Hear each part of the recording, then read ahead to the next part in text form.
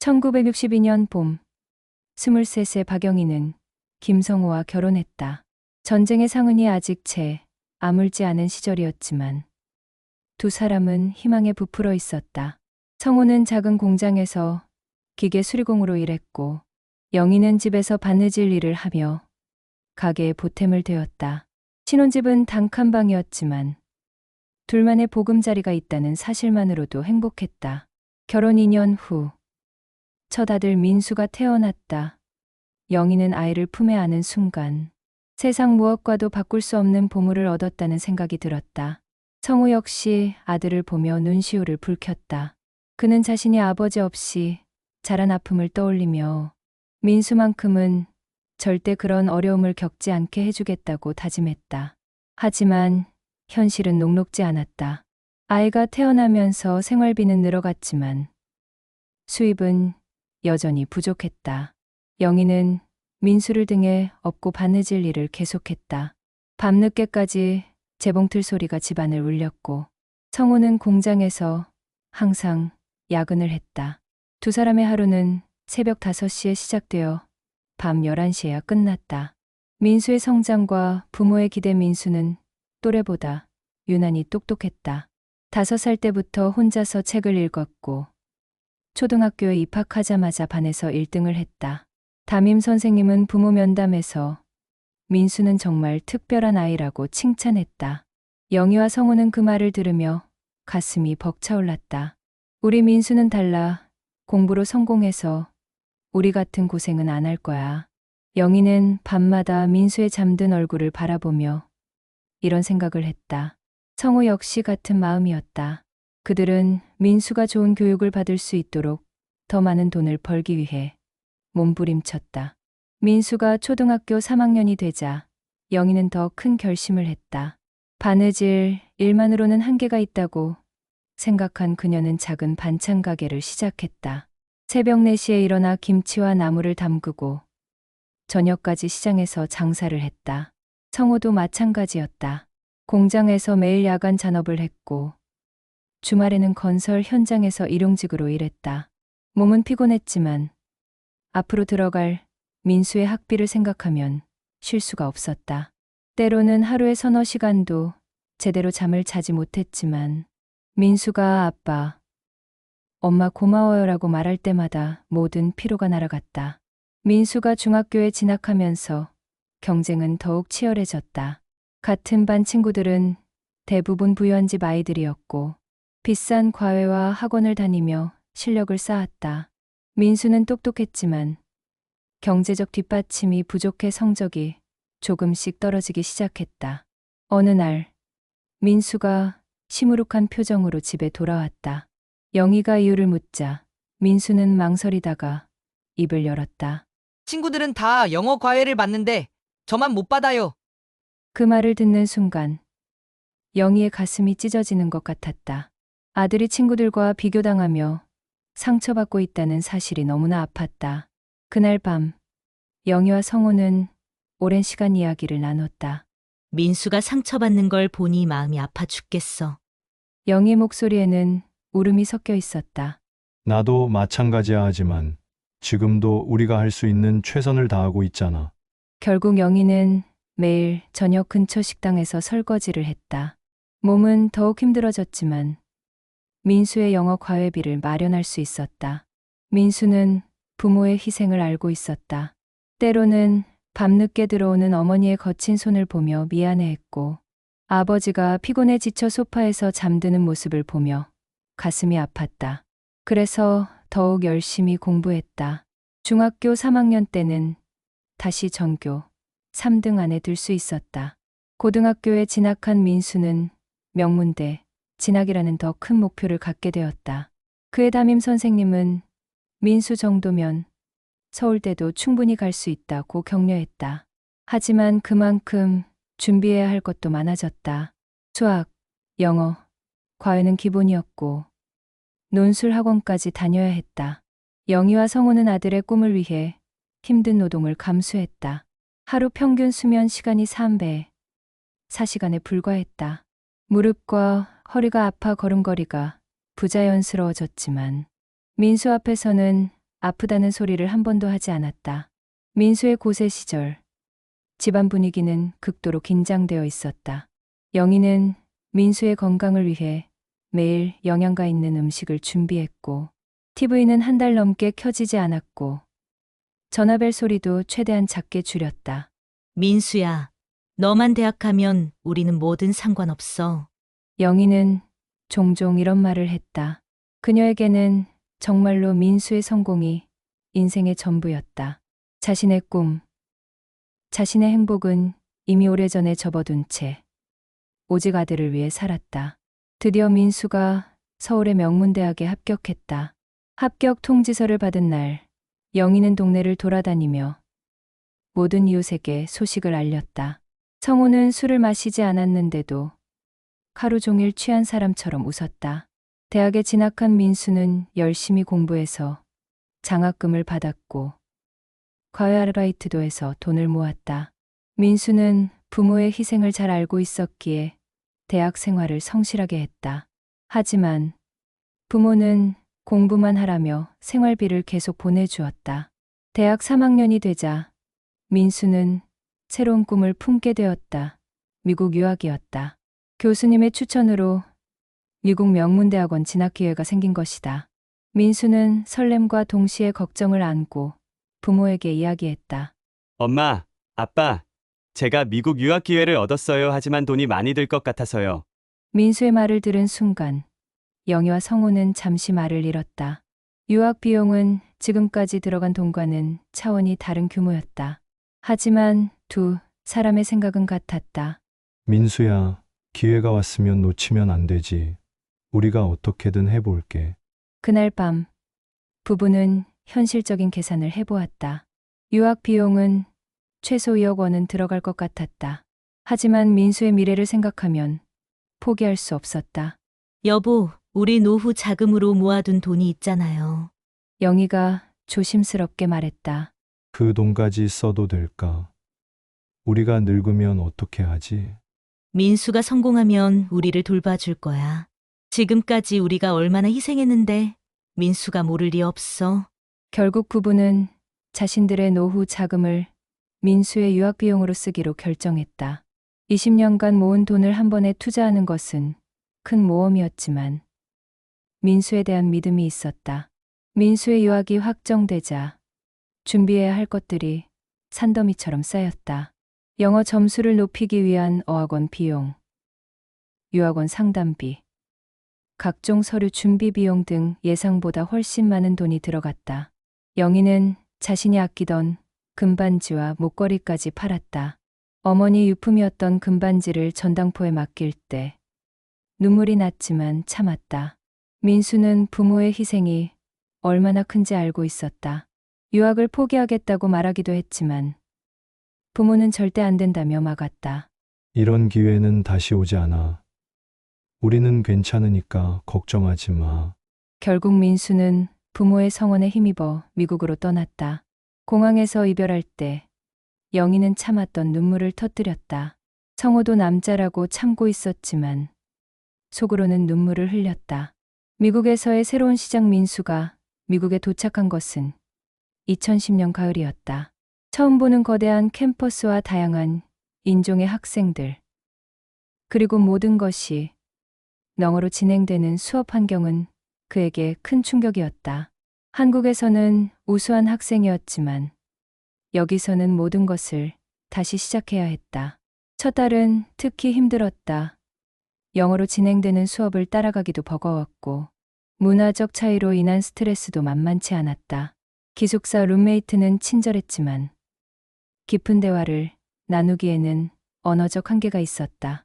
민수는 종종 외로움을 느꼈고 한국에 있는 부모님이 그리웠다. 매주 화요일 저녁 민수는 부모님께 안부 전화를 드렸다.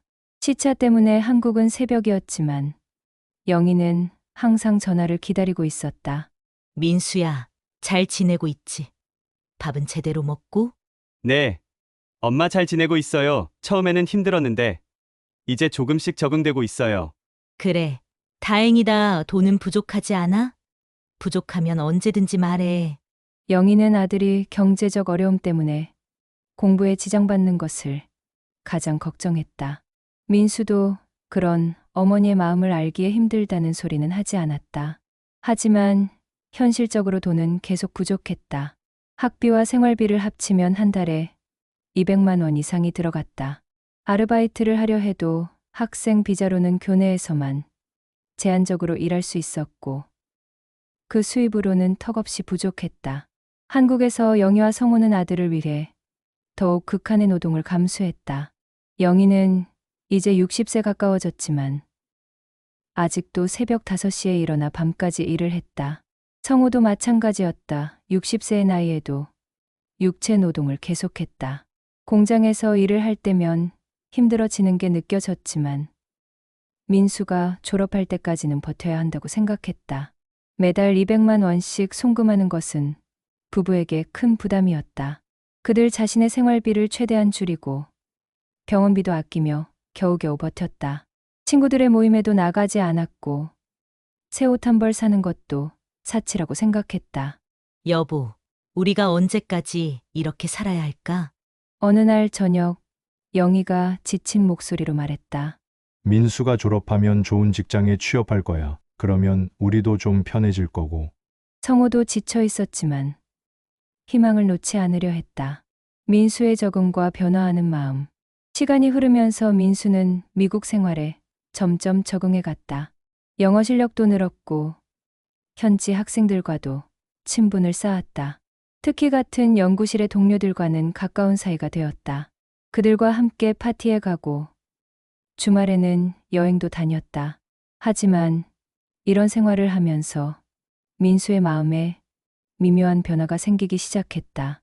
처음에는 부모님의 희생에 대한 고마움과 미안함이 컸지만 시간이 지나면서 그런 감정이 조금씩 무뎌져 갔다. 매달 들어오는 생활비가 당연한 것처럼 느껴지기 시작한 것이다. 주변 친구들 중 상당수가 부유한 집안 출신이었다. 그들은 부모로부터 넉넉한 용돈을 받으며 여유롭게 유학 생활을 즐겼다. 민수도 점점 그런 생활에 익숙해져 갔고 자신도 그들과 비슷한 처지라고 생각하기 시작했다. 민수, 이번 주말에 뉴욕 여행 가지 않을래? 룸메이트 마이클의 제안에 민수는 잠시 망설였다.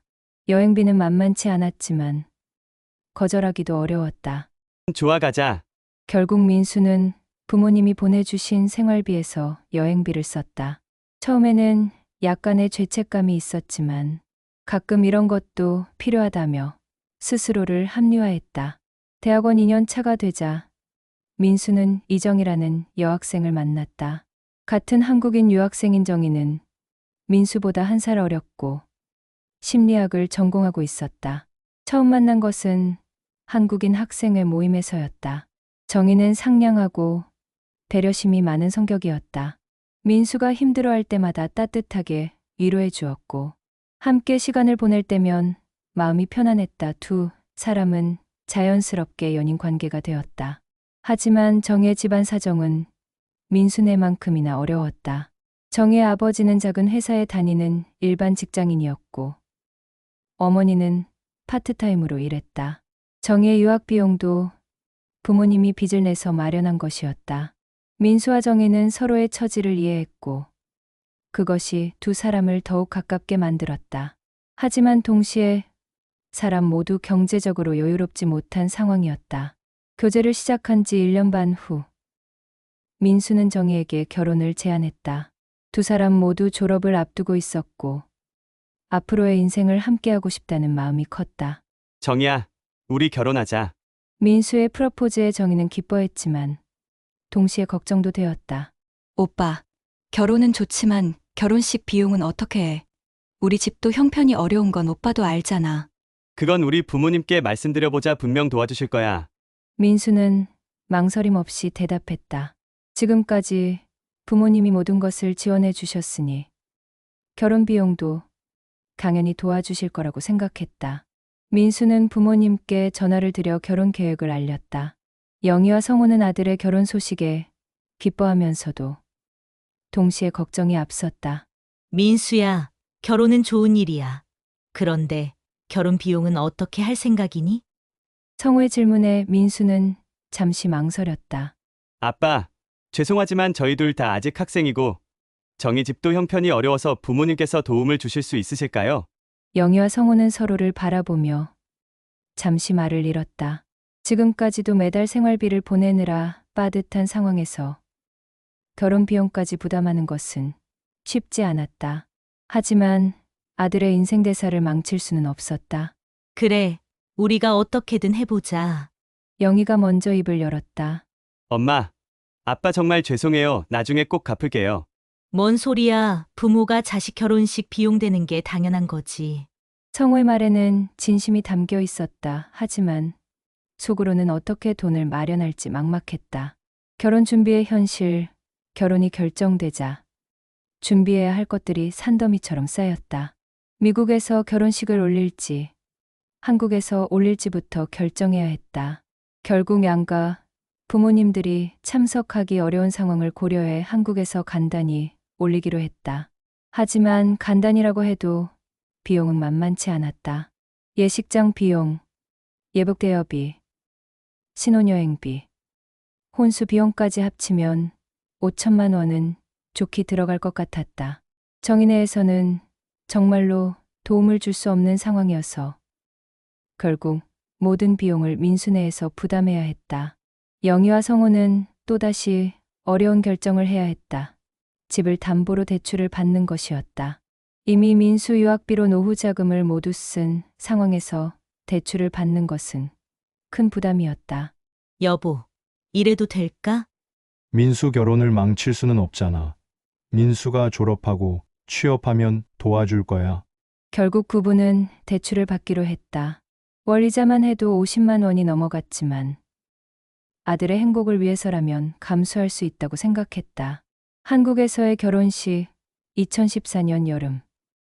민수와 정희는 한국으로 일시 귀국해 결혼식을 올렸다. 영희는 몇 달 전부터 결혼 준비에 매달렸다. 예식장 섭외부터 하객 명단 작성, 혼수 준비까지 모든 것을 혼자서 감당했다. 두 사람은 피곤했지만 아들의 결혼식이라는 생각에 기쁨이 더 컸다. 민수야, 정말 잘 어울린다. 우리 며느리도 예쁘고. 영희는 예복을 입은 아들 부부를 보며 흐뭇해했다. 그동안의 모든 고생이 보람으로 느껴지는 순간이었다 하지만 정희의 부모님은 조금 다른 느낌이었다. 결혼 비용을 전혀 부담하지 못한 것에 대한 미안함과 동시에 민수 부모님에 대한 부담감을 느꼈다. 결혼식은 무사히 끝났지만 예상보다 더 많은 비용이 들었다. 신혼여행과 추가 지출 결혼식 후 민수 부부는 유럽으로 신혼여행을 떠났다. 여행비까지 우리가 대야 하나? 성호가 조심스럽게 말했지만 영희는 이미 마음을 정한 상태였다.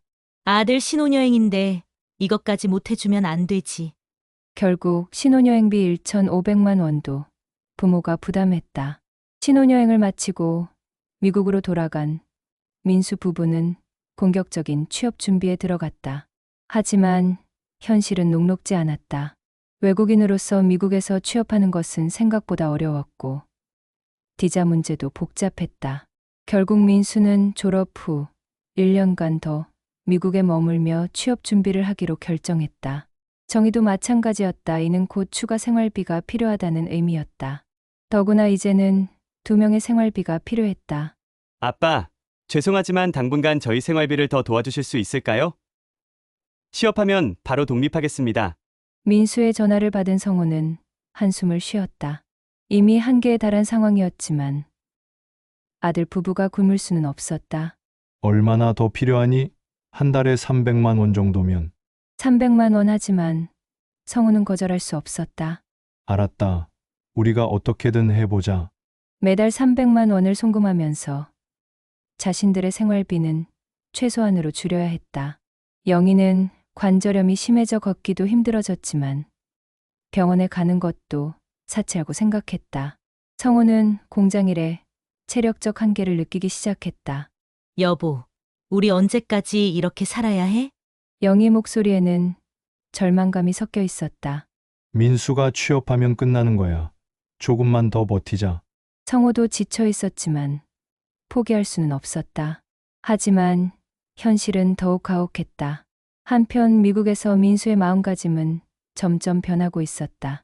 처음에는 부모님의 희생에 대한 고마움과 미안함이 컸지만 시간이 지나면서 그런 감정이 무뎌져 갔다. 매달 들어오는 돈이 당연한 것처럼 느껴지기 시작한 것이다. 정희도 비슷했다. 처음에는 시부모님께 미안해했지만 점차 익숙해져 갔다. 두 사람은 부모님이 보내주는 돈으로 상당히 편안한 생활을 했다. 오빠, 이번 주말에 시애틀 여행 갈까? 정의 제안에 민수도 쉽게 동의했다. 좋아, 요즘 스트레스가 많았는데. 여행이나 다녀오자. 두 사람은 부모님이 보내준 생활비로 여행을 다녔다. 처음에는 약간의 죄책감이 있었지만 점차 그런 감정도 사라져 갔다. 더 충격적인 것은 민수 부부가 정의 친정에도 경제적 지원을 하기 시작한 것이었다. 정의 부모님이 경제적으로 어려워하자 정희는 민수에게 도움을 청했다. 오빠, 우리 부모님이 너무 힘들어해. 조금 도와드릴 수 있을까? 민수는 잠시 망설였지만 아내의 부탁을 거절하기 어려웠다. 얼마나 필요해? 한 달에 50만 원 정도만. 결국 민수 부부는 자신들의 부모님께 받은 돈으로 정의 친정에 매달 50만 원씩 보내기 시작했다. 한국의 영희와 성호는 이 사실을 전혀 모르고 있었다. 시간이 지나면서 민수 부부의 태도에는 더욱 문제가 생겼다. 부모님께 감사 인사를 표현하는 횟수가 점점 줄어들었다. 처음에는 송금을 받을 때마다 정말 감사합니다라고 말했지만 이제는 당연한 듯이 받았다. 전화 횟수도 줄어들었다. 처음에는 매주 안부 전화를 드렸지만 이제는 한 달에 한두 번 정도만 연락했다. 그마저도 돈이 필요할 때가 대부분이었다. 민수 전화가 왔구나. 무슨 일로 전화했을까? 영희가 기대에 부풀어 전화를 받으면 10중 8구 돈이 더 필요하다는 이야기였다. 이런 일이 반복되면서 영희의 마음에는 서운함이 쌓여갔다. 하지만 아들에게 직접 말하지는 못했다. 부모의 외로움과 실망. 영희와 성호는 점점 외로워졌다. 아들을 위해 모든 것을 희생했지만 정작 아들은 멀어져 가는 것 같았다. 동네 친구들이 자식들과 함께 보내는 시간을 이야기할 때면 부러움과 동시에 서운함을 느꼈다. 우리는 민수를 위해 이렇게 희생하는데 민수는 우리를 생각이나 할까? 어느 날 영희가 넋두리를 했다. 아직 어리니까 그래 나이 들면 부모 마음을 알게 될 거야. 성호는 아내를 위로했지만 속으로는 똑같은 생각을 하고 있었다. 두 사람은 건강이 나빠져도 아들에게 이야기하지 않았다. 아들에게 부담을 주고 싶지 않았고 또한 걱정만 끼쳐드릴까 봐서였다. 하지만 정작 아들은 부모의 안부를 묻는 일도 드물었다. 2016년 여름, 민수 부부가 2년 만에 한국을 방문했다. 영희와 성호는 아들과 며느리를 만날 생각에 한 달 전부터 들떠 있었다. 영희는 아들이 좋아하는 음식들을 준비했고 성호는 휴가를 내서 아들과 시간을 보낼 계획을 세웠다. 하지만 2년 만에 만난 아들 부부의 모습은 기대와 달랐다. 부모님과 오랜만에 시간을 보내기보다는 친구들을 만나러 다니거나 쇼핑을 하러 나가는 일이 더 많았다. 영희가 정성스럽게 준비한 음식에 대해서도 이국 음식에 익숙해져서라며 별다른 반응을 보이지 않았다. 결정적인 순간은 저녁 식사 자리에서였다. 민수가 갑자기 차 이야기를 꺼낸 것이다. 아빠, 미국에서 차가 꼭 필요해요. 지금 타는 차가 너무 오래되어서 자꾸 고장이 나거든요. 차를 바꾸려면 돈이 많이 들 텐데. 성호의 말에 민수는 서슴없이 대답했다. 3천만 원 정도면 될 것 같아요. 도와주실 수 있으세요? 그 순간 영희와 성호는 말을 잃었다. 2년 만에 와서 안부도 제대로 묻지 않고 바로 돈 이야기를 하는 아들의 모습에 큰 충격을 받았다. 더욱 충격적인 사실은 며느리 정희의 친정에서 알게 되었다. 사돈댁과 안부 전화를 하게 된 영희는 놀라운 이야기를 들었다. 사부인, 우리 정희가 요즘 미국에서 용돈을 보내줘서 정말 고마워요. 딸 내외도 미국에서 힘들 텐데 용돈을 보내주는 게 기특하다는 것이다. 네, 며느리가 용돈을 보내준다고요? 영희는 이해할 수 없었다. 정희 부부는 경제적으로 어렵다며 대속 지원을 요청해 왔는데 정희 친정에는 용돈을 보내고 있다는 것이었다. 네. 한 달에 50만 원씩 꾸준히 보내줘요. 그리고 명절 때는 따로 용돈도 주고요. 정말 효녀예요. 영희는 전화를 끊은 후 멍하니 앉아 있었다. 자신들이 보낸 생활비로 며느리 친정에 용돈을 보내고 있었던 것이다. 두 사람은 배신감을 느꼈다. 자신들은 병원비도 아껴가며 돈을 보냈는데 지금까지의 고생이 무너지는 느낌이었다. 그날 밤 영희와 성호는 오랜 시간 대화를 나눴다. 두 사람 모두 분노와 실망 그리고 자괴감을 동시에 느꼈다. 여보, 우리가 뭘 잘못했을까요? 영희 목소리에는 울음이 섞여 있었다. 우리가 너무 무조건적으로 지원해 줬나 봐. 민수가 당연하게 생각하게 만든 거지. 성호도 자책하고 있었다. 그럼 이제 어떻게 해야 하지? 계속 이렇게 지원해 줄 수는 없잖아요. 더 이상은 안 돼. 우리도 이제 늙었고 건강도 안 좋아지는데 언제까지 이럴 수는 없어. 성호의 목소리에는 단호함이 담겨 있었다. 부부는 그날 밤 중요한 결심을 했다. 더 이상 아들에게 무조건적인 경제적 지원을 하지 않기로 한 것이다. 며칠 후 예상대로 민수에게서 전화가 왔다. 새 차를 사기 위한 3천만 원을 요청하는 전화였다. 아빠, 차는 정말 필요해요. 없으면 생활이 불편해서. 민수야, 미안하다. 이번에는 도와줄 수 없겠다. 성호의 단호한 대답에 민수는 당황했다. 네? 왜요? 지금까지는 다 도와주셨는데. 그동안 우리가 너희를 너무 많이 도와준 것 같다. 이제는 너희가 독립해서 살 때가 됐어. 아빠, 그게 무슨 말씀이세요? 저희가 아직 경제적으로 어려운 상황인데. 민수는 이해할 수 없다는 투로 말했다.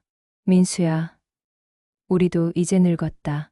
건강도 안 좋아지고 더 이상 무리해서 돈을 벌 수가 없어. 그리고 너희가 그동안 여행도 많이 다니고 정희 친정에도 용돈을 보내는 것도 알고 있다. 영희가 전화를 받아 차분히 말했다. 엄마, 그건 어떻게 아셨어요? 민수의 목소리가 작아졌다. 우리가 생활비라고 보낸 돈을 그렇게 쓰는 것은 맞지 않다. 앞으로는 생활비 지원도 중단하겠다. 영희의 선언에 민수는 화를 냈다. 엄마, 아빠, 너무하신 건 아니에요? 지금까지는 도와주시면서 갑자기 왜 이러세요? 저희가 뭘 잘못했다고요?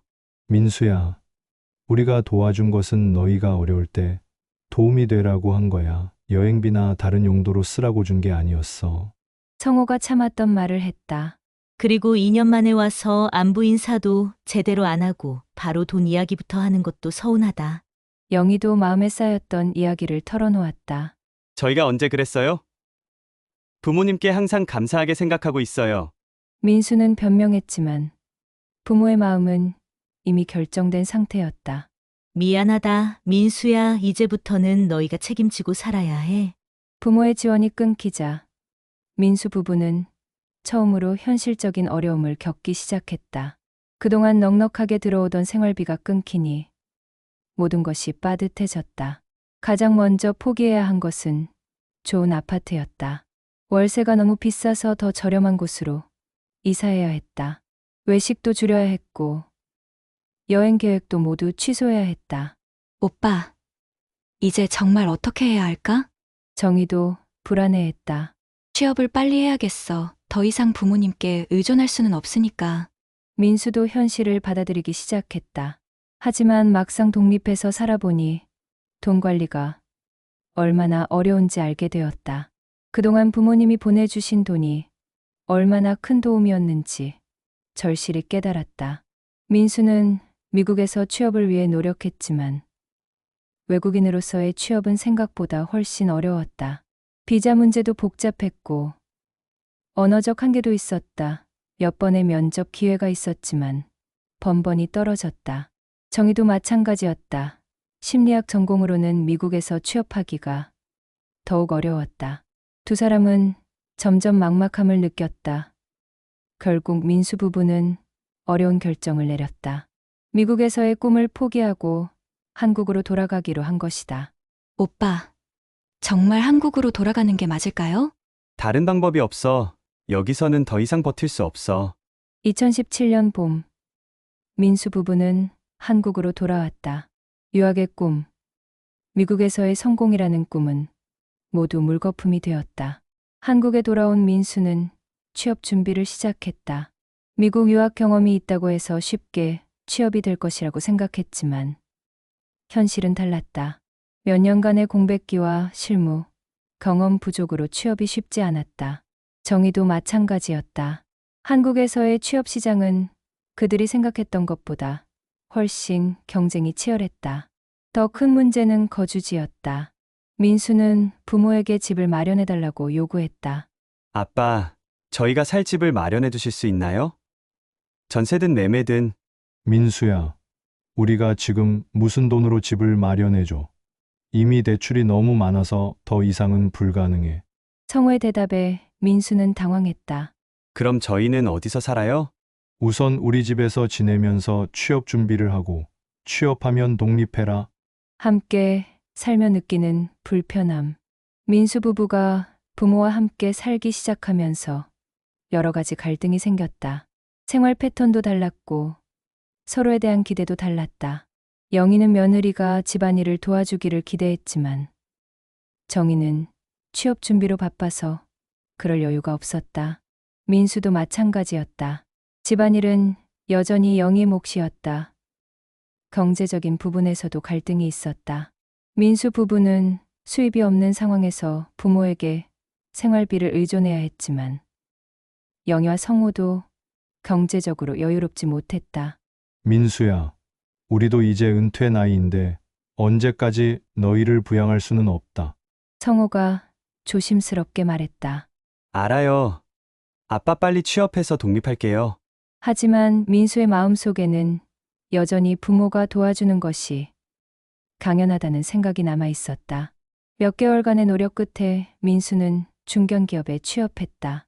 급여는 기대했던 것보다 낮았지만 그래도 안정적인 수입이 생긴 것은 다행이었다. 정희도 작은 회사에 취업했다.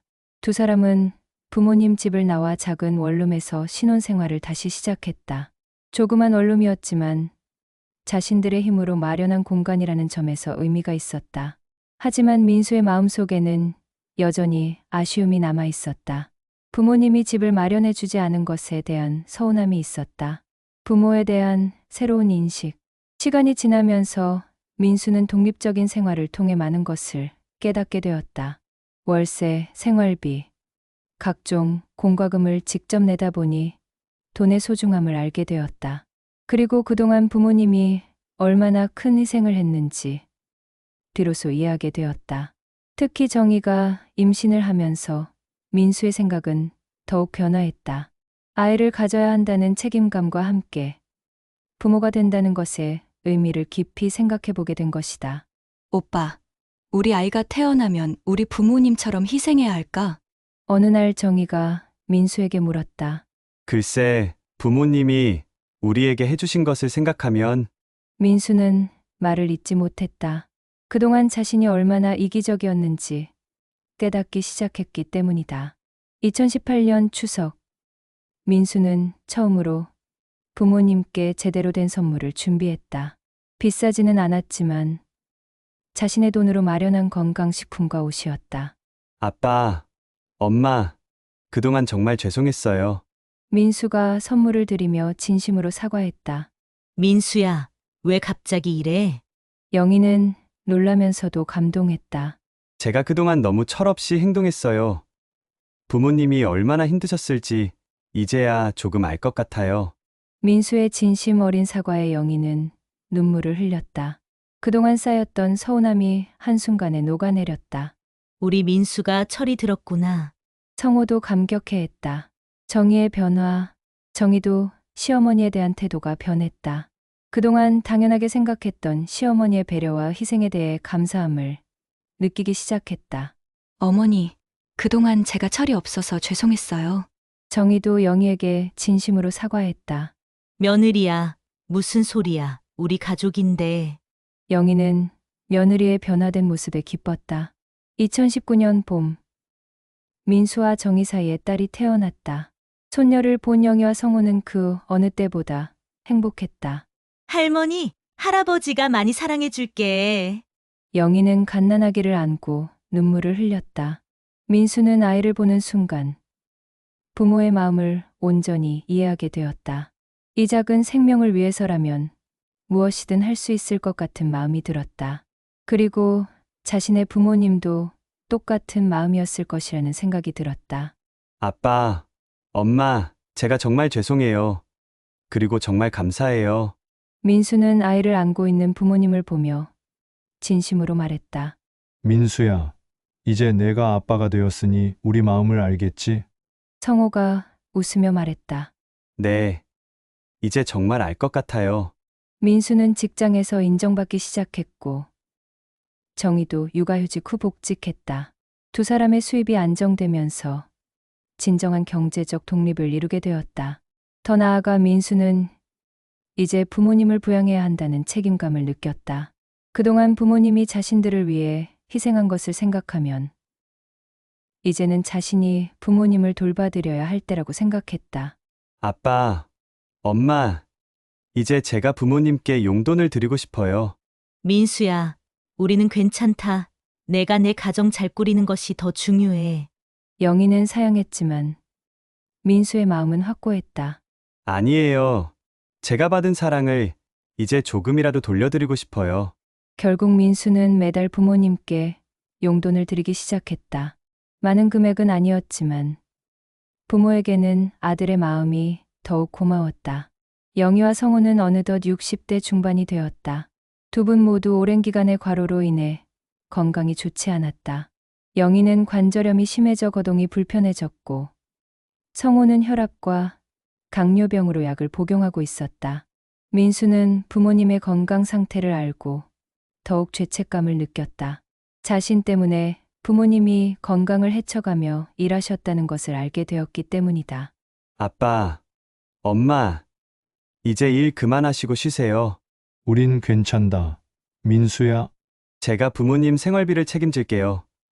그동안 너무 고생하셨어요. 민수의 제안에 영희와 성우는 감동했다. 아들이 이렇게 성숙해진 것이 기뻤다. 이제 민수 가족은 진정한 화목을 되찾았다. 민수는 자주 부모님을 찾아뵙고 정희도 시어머니와 좋은 관계를 유지했다. 손녀 때문에 더욱 자주 만나게 되면서 가족의 유대감도 깊어졌다. 할머니, 할아버지랑 놀고 싶어요. 소녀의 말에 영희와 성우는 환하게 웃었다. 소녀와 보내는 시간이 그들에게는 가장 큰 행복이었다. 민수도 달라졌다. 이제는 부모님의 안부를 먼저 묻고 건강 상태를 체크했다. 병원에 갈 때는 직접 모시고 가기도 했다. 아빠, 혈압약은 제때 드시고 계세요? 잘 먹고 있어. 걱정하지 마. 이런 대화가 자연스러워진 것이 영희와 성우에게는 가장 큰 기쁨이었다. 정희도 이제는 친정과 시댁을 공평하게 대했다. 자신들의 수입 범위 내에서 양쪽 부모님을 챙겼다. 민수의 경제적 지원으로 영희와 성우는 처음으로 여유를 느낄 수 있었다. 그동안 민수를 위해 쏟아부은 돈 때문에 노후 자금이 거의 남지 않았었는데 이제야 조금씩 다시 모을 수 있게 되었다. 여보, 우리도 이제 여행 한번 가볼까? 성호가 조심스럽게 제안했다. 정말 우리가 여행을 가도 될까요? 영희는 반가우면서도 조심스러웠다. 민수가 용돈도 주고, 우리도 이제 좀 우리를 위해 살아야지. 결국 부부는 생전 처음으로 해외여행을 다녀왔다. 일본으로 3박 4일 여행이었는데 그들에게는 신혼여행보다 더 의미 있는 시간이었다. 민수는 이제 진정한 사랑의 의미를 알게 되었다.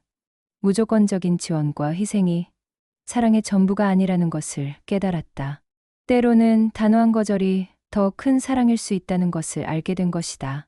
아빠, 엄마가 그때 지원을 끊으신 것이 정말 잘하신 일이었어요. 민수가 진심으로 말했다. 그때는 정말 힘든 결정이었어. 하지만 내가 이렇게 성숙해진 걸 보니 잘한 것 같다. 성호도 그때의 결정이 옳았다고 생각했다. 만약 계속 지원해 주셨다면 저는 아직도 철없는 아들로 남아 있었을 거예요.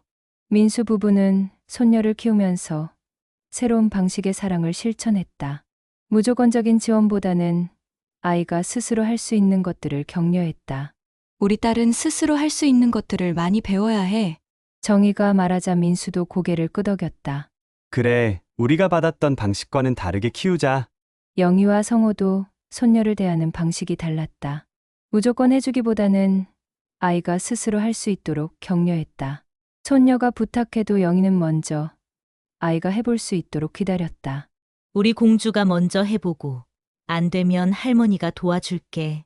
이제 민수 가족에게는 새로운 전통이 생겼다. 명절이나 생신 때는 정성스럽게 준비하되 과도한 지출은 하지 않았다. 무엇보다 중요한 것은 서로에 대한 감사함을 표현하는 것이었다. 민수는 부모님께 자주 고마움을 표현했고 정희도 시어머니께 고마운 마음을 전했다. 어머니, 오늘 음식 정말 맛있어요. 감사해요. 아빠, 오늘도 고생 많으셨어요. 이런 작은 감사 인사가 가족 관계를 더욱 단단하게 만들었다. 이제 영희와 성호는 진정으로 자신들을 위한 시간을 갖기 시작했다. 오랜 세월 아들만을 위해 살았던 그들이 이제야 부부로서의 시간을 즐기게 된 것이다. 여보, 우리 내년에는 유럽 여행도 가볼까? 정말. 그런데 우리가 가도 될까? 왜 안 되겠어? 이제 우리도 우리를 위해 살 권리가 있지. 영희는 처음으로 자신을 위한 계획을 세웠다. 그동안 미뤄왔던 취미 생활도 시작했다. 서예를 배우기 시작했고 성우는 등산, 동호회에 가입했다.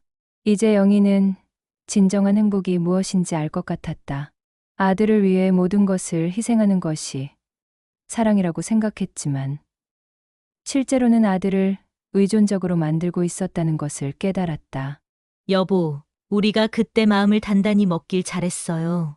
맞아, 힘든 결정이었지만 결국 모두를 위한 일이었지. 성호도 같은 생각이었다. 이제 민수도 진짜 어른이 된 것 같고 우리도 우리 삶을 찾은 것 같아.